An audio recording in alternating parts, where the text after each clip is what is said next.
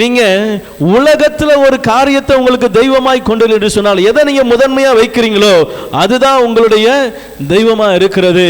ஆண்டவர் சொல்றாரு, நீ அற்ப விசுவாசி.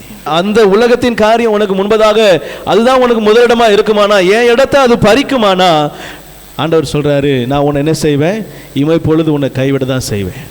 உருக்கமான இறக்கம் ரெண்டாவது தான். முதலாவது கைவிடுதல், இமை பொழுது. அந்த இமை பொழுது ரொம்ப கஷ்டம், நம்மளால என்ன செய்ய முடியாது, அந்த இமை பொழுதையே தாங்க முடியாது. அப்போ ஆண்டவரை நம்ம எவ்வளவாய் சார்ந்து கொள்ள வேண்டும். நம்ம இன்னைக்கு ஆசீர்வாதத்துக்கு குறை எங்கே இருக்குது அப்படின்னா, என்னுடைய ஏதோ ஒரு மிஸ்டேக்கில் தான் இருக்குது. நான் ஆண்டவரை முதலிடமாக வைக்காம ஏதோ ஒன்று என்ன செய்கிறேன், முன்னாடி வச்சு ஓடுறேன். ஆண்டவர் உங்களிடத்துல நான் முதன்மையாக இருக்கணும்னு சொல்கிறார். என்னை பின்னாடி தள்ளிடாதன்றார்.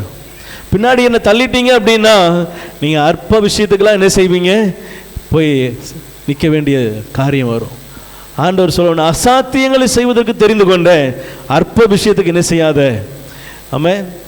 காண்கிறவைகளை பார்த்து, கண்ணுக்கு தெரிகிறத பார்த்து, இது இது இது நல்லா பசுமையா இருக்கு, இது செழுமையா இருக்கு, இங்க போனா நல்லா இருக்கலாம், இதை பார்த்து நீ போவாயானால் இது நல்லா இருக்கும். இன்னைக்கு லீவு போட்டு சர்ச்சுக்கு போறதை விட இன்னைக்கு சர்ச்சுக்கு போகாம வேலைக்கு போனா 2 மடங்கு சம்பளம், இல்ல உறவுகள், இல்ல அந்த ஃபங்க்ஷன், இதெல்லாம் என்ன செய்யல, என்னுடைய ஆதாயத்தை தேடுறேன், என்னுடைய காரியங்களை தேடுறேன், எனக்கு உண்டான என்னுடைய காரியத்துக்கு என்னுடைய மேன்மைக்கு உண்டான காரியங்களை நான் தேடி ஓடுறனே தவிர, இந்த மேன்மையெல்லாம் ஒருத்தர் வச்சுக்கிட்டு வாவான்னு கூப்பிடுறாரு, என்ன செய்ய மாட்டோம்.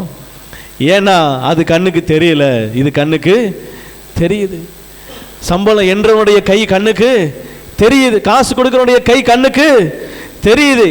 இந்த கையை உருவாக்குனவர் நம்ம கண்ணுக்கு என்ன செய்யலை, தெரியலை. அதனால் என்ன செய்யறோம், ஆண்டவரை புறக்கணிக்கிறோம், ஆண்டவரை ரெண்டாவதாக வைக்கிறோம். ஆண்டவரே நான் அங்கே போயிட்டு வரும்போது உங்களை விசிட் பண்ணிட்டு போகிறேன். அவர் என்ன சைடில் வந்த விருந்தாளி, அவர் வரும்போது அவர் விசிட் பண்ணிட்டு போகிறதுக்கு.